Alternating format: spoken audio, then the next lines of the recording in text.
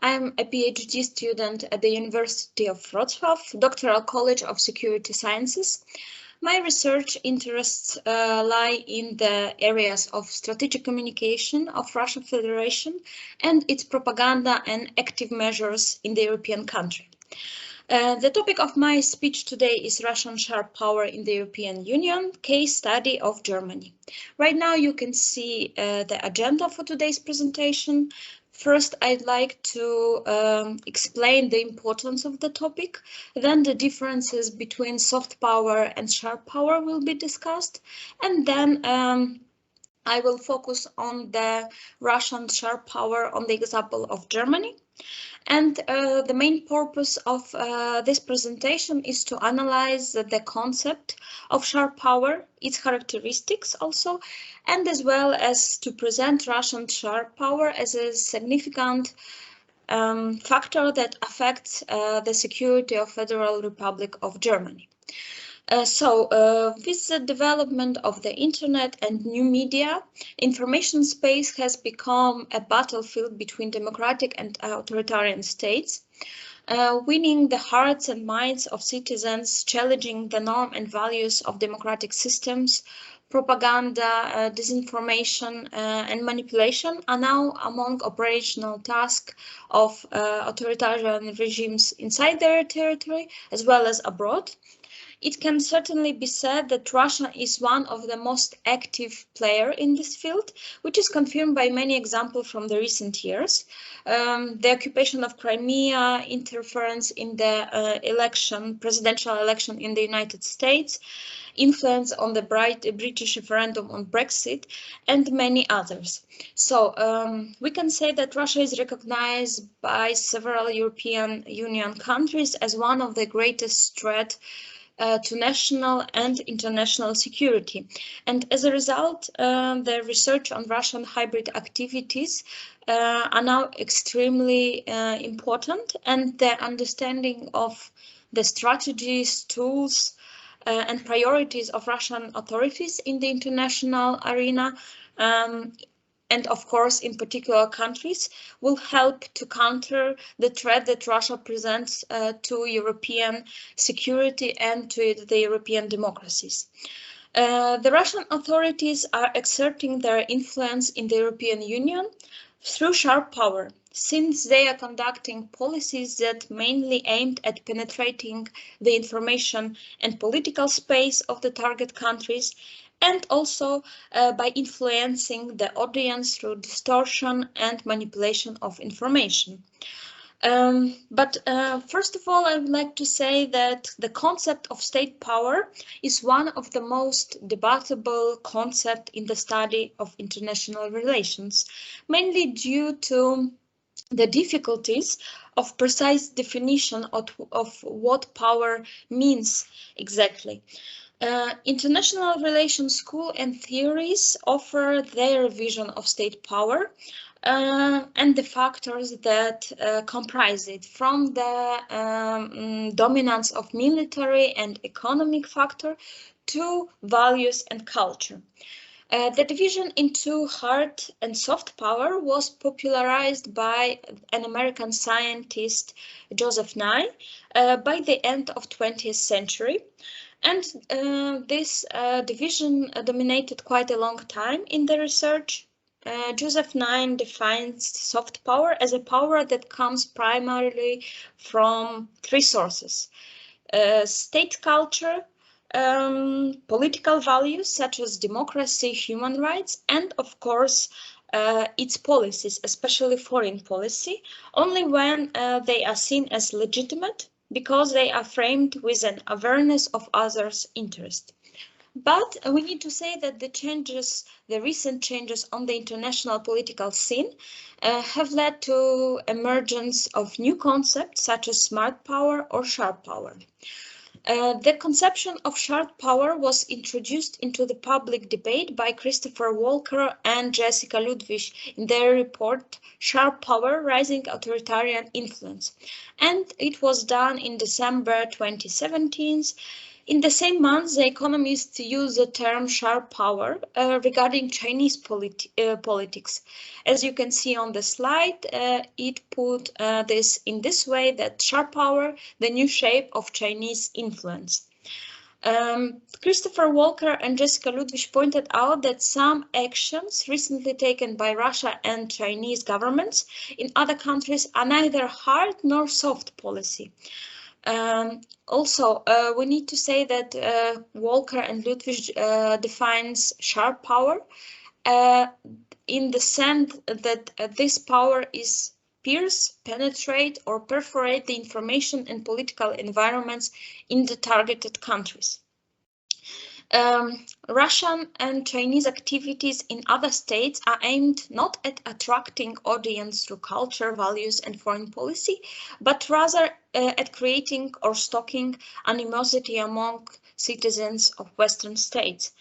Non-democratic states imitate some elements of soft power policies, but in those countries we can definitely say that there is no room for independent civil society as well as media freedom, because for those those are important drive forces of soft power policy in the democratic states. That's why I think there is a need for analytical tool that can be useful for analyzing authoritarian policies. And we have this tool. As I mentioned, sharp power notion is very useful for analyzing Russian policy abroad. Christopher Walker also stresses that sharp power usually involves censorship and manipulation designed not to win over public, but to degrade the integrity of independent institution. And moreover, the use of sharp power in such spheres as a culture, academic, science, media is changing the way people understand the world around them. And Russia has been steadily developing a huge network of influence that includes academics, businessmen, politicians, whose main task is to shape public opinion and public discourse and spread the narrative of the need for closer cooperation with Russian Federation without the need for the Kremlin authorities to meet some conditions in the context of Ukraine, Crimea, Georgia, etc. It also needs to be pointed out that soft power and sharp power are not mutually exclusive, but sometimes state policy goes more in one direction than the other. Authoritarian states, to some extent, also pursue soft power policies, and in the prestigious Soft Power 30 ranking from 2019, China is ranked 27 and Russia is ranked 30. We can also say that Russia and China has a very powerful culture that attracts people all over the world, and those other countries use this power in the international politics.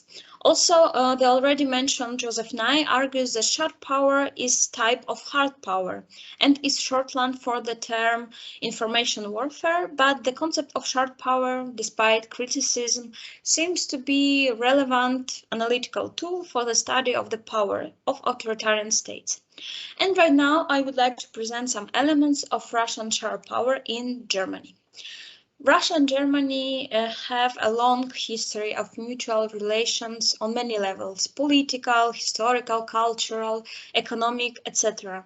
But taking into account the role that Germany currently plays in the international arena, especially as a leader of the European integration and as a driving force behind the European Union economy, it is not surprising that the Kremlin has taken diverse measures to influence Germany's policy and society.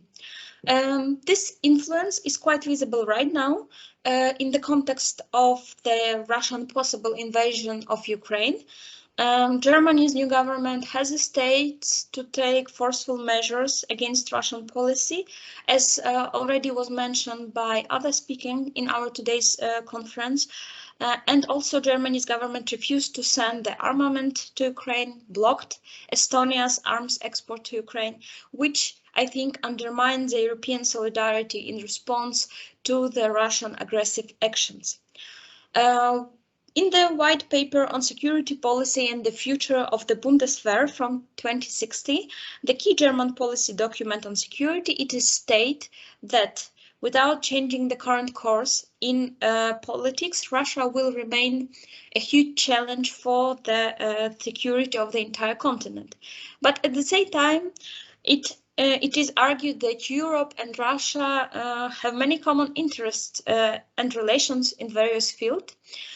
Which shows the pragmatic approach of the Russian government, of the German government, sorry, and to relations with Kremlin. Nord Stream 2 is an excellent example of such a policy, a project that was recently presented as a fully economic project. Right now is a part of the political negotiation and possible sanctions against Russia. But on this presentation, I would like to focus on the main channels of influence regarding Russian sharp power. We can say that the Russian media, mainly Sputnik, RT, and the state-owned Russian language media, also influence groups and businessmen, Russian-speaking minority and ultra-right and nationalist political parties are the main channels of influence by Russia in Germany. And I'd like to begin with the media.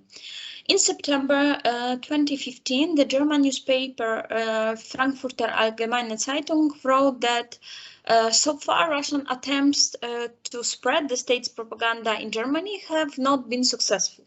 But at the same time, the newspaper reported that Russia didn't mean to stop its efforts in this field. RT Deutsch began broadcasting in Germany in November 2014. The same year Sputnik was also launched. Russian media for sure began to expand into the German market. Also, journalists found out that Sputnik sent an offer to many German broadcasters for closer cooperation. Their idea was to get a few hours of airtimes to broadcast alternative news about world events. But German media broadcasters were and still are reluctant to cooperate with RT and Sputnik. However, Russian media managed for a short time to establish cooperation with a local Thuringian medium, Salva TV, which agreed to broadcast one of RT's program, Der fehlende Part, The Missing Element. Since 2014, Russia Today is operating as an online media outlet, but recently RT planned to launch a TV channel in Germany. German authorities denied a broadcast license by the end of the 2021, and also the attempts by Russia Today to broadcast via YouTube has failed. Nevertheless, Russia Today Deutschland has more than 500,000 subscribers on Facebook right now and plays an important role in Germany's media environment. Another important player in Russian state is Russian state media such as Россия Сегодня, RIA Novosti, and many others websites and TVs. They mainly aim to affect the Russian-speaking migrants community in Germany, which is an important element of the geopolitical concept of the Russian world. And it's important to say that a survey conducted by Boris Nemtsov Foundation in 2016 shows the scale of the problem. 40% of Russian-speaking Germans watches only Russian language television or uses Russian language websites. This survey also shows that trust to Russian media in general is rather low, but the audience of the Russian TV and internet is significant, and trust there is twice higher. Also, Russian TV viewers feel more fear of migrants and refugees, more worry about terrorism threat, and this shows us the scale of the problem regarding Russian media in Germany. Also, it's important to say that the number of people of Russian origin in Germany, the so-called die Russlandsdeutsche, is not precisely defined, and different numbers appear in media, from 1.5 million to 6 million people, which make this minority one of the biggest in Germany. And we need to underline that Russian language is an integral part of their identity. Another important element of Russian shared power is the ultra-right party Alternative for Germany, which is quite popular among the Russian minority. The ideology and political program of AfD, including anti-immigration, anti-European Union, and pro-Russian, is in the interest of Russia. And also we can say that the members of this party quite frequently visit Russia and call for closer cooperation with Russia. And because of that, they have the permanent support of the Russian media. This party also recognizes the electoral potential of the Russian minority and exploits very good its frustration and dissatisfaction of Russian Germans with both German migration policy and German-Russian relations. We also need to say that Russia has also managed to build up a huge network of so-called friends of Russia in Germany over several decades. Of course, the best-known figures are certainly Gerhard Schröder and Matthias Warning. But in my presentation, I would like to pay attention to the scientific and research sphere. An important representative of the Russian point of view is Alexander Rar, a historian, political scientist, but at the same time an advisor to the oil company Wintershall, the Russian German Chamber of Commerce, and also an active participant and analyst in the Russian-German discussion forum St. Petersburg Dialogues. In Germany, he is being called as an agent of Kremlin, and also Alexander Rar has written a lot about Putin and Russian-German relations, representing, of course, a Russian point of view. In 2021, he published a book entitled How Germany Loses Its Reputation in Relations with Russia, which turned out to be on the list of literature recommended by the Bundestag in the context of German-Russian relations.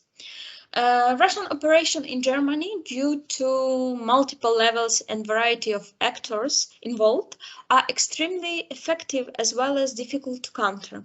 The disinformation campaign on the false story of the kidnapping and rape of the teenager of Russian origins, Lisa F., by a group of migrants from the Middle East definitely confirms it. The story was fake news, but it was skillfully managed by Russian propaganda, which allowed it to reach a really wide audience. The report about the Lisa, produced by Russian TV channel Первый Канал, was watched by almost 2 million people within 2 weeks. The information was spread quite quickly on various websites, but especially on the social media. The massive information campaign was joined by Russian Foreign Minister Sergei Lavrov and President Putin's spokesman Dmitry Peskov, and it led to the protest in many German cities and a major diplomatic conflict. Narratives about police passivity towards protecting the rights of people of Russian origin, the unlawful behavior of migrants and lack of sense of security in post-2015 Germany have hit the fertile ground with the Russian-speaking minority, of course, members of which are convinced that the migrants from the Middle East and Africa are treated better by the German government. This fake news is a good example of how the Russian government uses Russian diaspora to destabilize German society. Finally, let's take a look at some polls that were conducted in Germany. Quite interesting in this context are the results of survey conducted in October 2017 by the Kerber Foundation. They show that 32% of the German public believes that Germany should have closer relations with Russia than with the United States. And also, it's worth mentioning that one of the constant elements of Russian propaganda is the discrediting of America's roles as a guarantor of European security. The survey conducted by Pew Research Center and Kerbal Foundation in December 2021 shows that only 16% of the Germans consider Russia as a major threat to country's values. It is clear that Russian sharp power has some effects on Germany, and Russian authorities can influence German society and politics. And finally, the summary. The concept of sharp power is fairly new analytical tool in the study of power of the state's power. In public discourse, this concept is mainly used to characterize Chinese and Russian policy and hybrid activities in informational, cultural, and political spheres. Manipulation, pressure, propaganda to undermine the ideas, values, and norms of the democratic systems lie at the heart of the concept of sharp power. The Federal Republic of Germany is one of the most important targets of Russian sharp power in the European Union, and Russia is using a wide and multi-level network consisting of the media, association, Russian-speaking minority, foundation, political parties, and influential individuals. And Russia is attempting to polarize German society. And with a strong democratic institution and a stable political system, Germany can counter Russian actions. I showed that Germany authorities tries to minimize the influence of Russian media, but the case of Lisa F. clearly showed that this German system is not immune to Russian actions.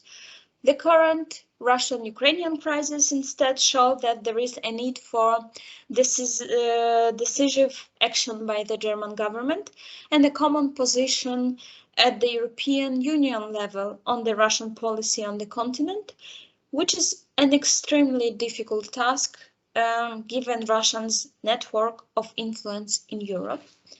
That's all from my side. Those are my references.